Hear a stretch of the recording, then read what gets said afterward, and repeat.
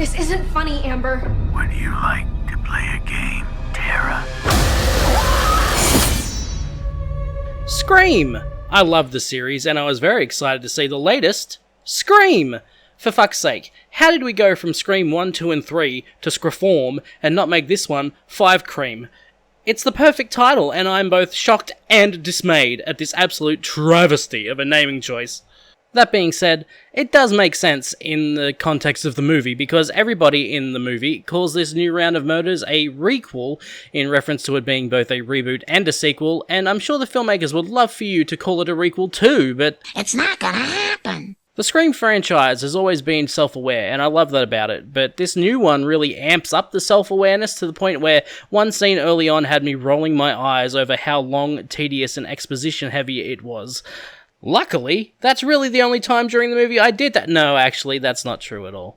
Remember in Scream 3 how Sydney saw her dead mum for some reason, and it was really weird and awkward because the first two movies were so grounded and everything was played for real that seeing a vision from one of the characters' perspectives was really jarring?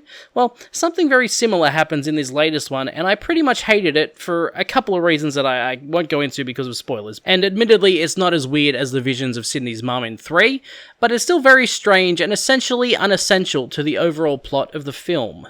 Speaking of the plot, let's get that out of the way. Ghostface is back, and he's killing people, but these people have seen too many movies, so Ghostface is going to have his work cut out for him if he wants to kill all of these kids in a timely fashion. That's it. This movie doesn't reinvent the series or even build onto the last four. The worst thing I can say about this movie is that you don't really need to see it. It's a fun movie for the most part, the kills are alright, if mostly uninventive, and I think the cast all play their roles well enough. But under all of that is just a movie that feels like more of a reboot than a requel, especially because the returning characters could have been left out and the movie would be mostly unchanged. Sid, it's happening again. I had been apprehensive about doing another one without Wes, but Matt and Tyler really wanted to honor him. It's fun to get into it again.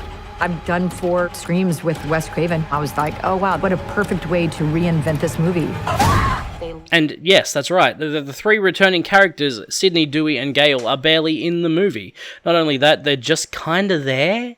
They add nothing to the plot, except for one scene that is admittedly the best scene in the movie, but apart from that, they're just there to guide the new characters and fill them in on how a Scream movie's supposed to work. There's certain rules to surviving a stab movie. Believe me, I know. Rule number 1, never trust the love interest.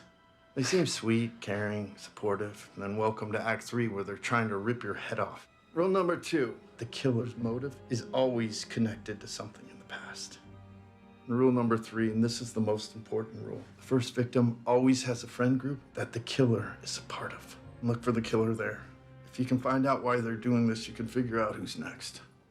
Speaking of which, let's go back to that other thing I said. This movie doesn't add or enhance any of the previous films and doesn't make me look forward to the future of the franchise. The characters in this film all talk about subverting expectations, but the filmmakers fall right into expectations to the point where if you've seen a Scream movie before, you'll probably guess the killer or killers fairly early on, and once the reveal comes, you'll feel vindicated in your guess, but you'll also feel a tinge of bittersweetness when you realize their motives are kinda not great.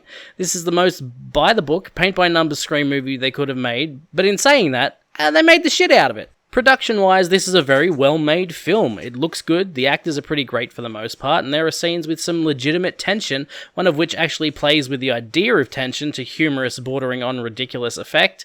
The soundtrack is also pretty good, giving me everything I would expect from a Scream movie. I don't hate this movie, and it's not the worst Scream movie because Scream 3 still exists, but it's definitely my second least favourite. And here's my reasoning for that. Scream 1 and 2 set the stage for the series. They told us the rules for horror movies and then broke them. Scream 3... Shit. Whoever smells the... Oh, that's gotta hurt! Scream 4 went a little further in breaking the rules. The opening scene alone is one of the greatest things ever committed to film, and the rest of the movie is a lot of fun. This new one, though, I hate to be blunt, but it's the Force Awakens of Scream movies. Most of the stab movies are based on things that happened here. Define things. Things like a guy named Billy Loomis and his friend carved up a bunch of high school kids while wearing this Halloween ghost mask. And every decade or so, some idiot gets the bright idea to put on the mask, kill his friends, and get famous too. The last time it happened was in 2011. And I gotta make sure we don't get sliced up by some lunatic who saw Friday the 13th and thought, you know what? That Jason guy, he's got some pretty solid ideas. It's a fun time that doesn't push the series in any new directions, and it's basically a remake of the first one that relies on a lot of nostalgia from that movie. It's just fine. All I can say is that they've announced a sixth film from the same team, and I really hope that one takes some cues from The Last Jedi, okay? I want them to rip the series apart, break all of the rules, surprise us, and give us the Scream we need, not the one they think we want, because they just gave us that. Whatever his link is to our past, it's pulled us all back here. And I won't sleep until he's in the ground.